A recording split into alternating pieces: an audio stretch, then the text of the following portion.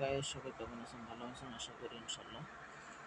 তো আমাদের বাংলাদেশে যে পরিস্থিতি, এই দুর্যোগের পরিস্থিতি আসলে কি বলবো, আমাদের এই কারণে হয়েছে।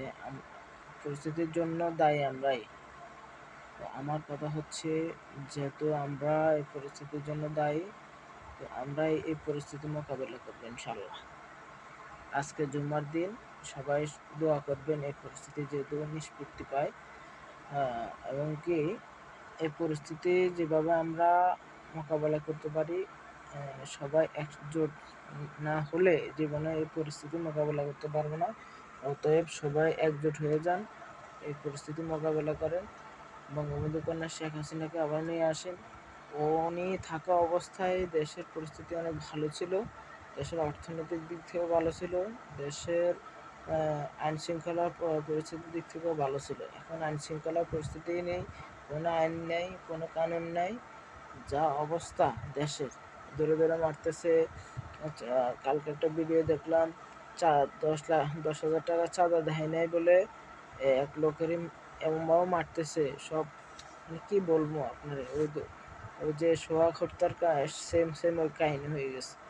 তো আমি বলতেছি, সবাই সবার জায়গা থেকে একজোট হয়ে যান, একসাথে মাঠে নামেন।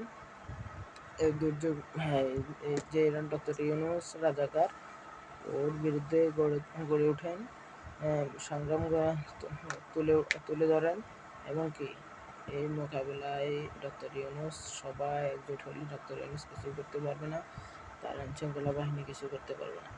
আর না হয় সবাই একজোট হয়ে জেলে চলে যান। সবাই সবাই একজোট হয়ে, বাংলাদেশে সবাই একজোট হয়ে জেলে চলে যান। দেখি ডক্টর ইউনূস কতজনকে জায়গা দিতে পারে ওই জেলে। সবাই একজোট হয়ে চলে যান। তো মরলে সবাই একসাথে মরে যাব, বাঁচলে একসাথে বাঁচবো। আমি মনে করি এটাই পারফেক্ট সময়। সবাই সবার জায়গা থেকে একসাথ হন।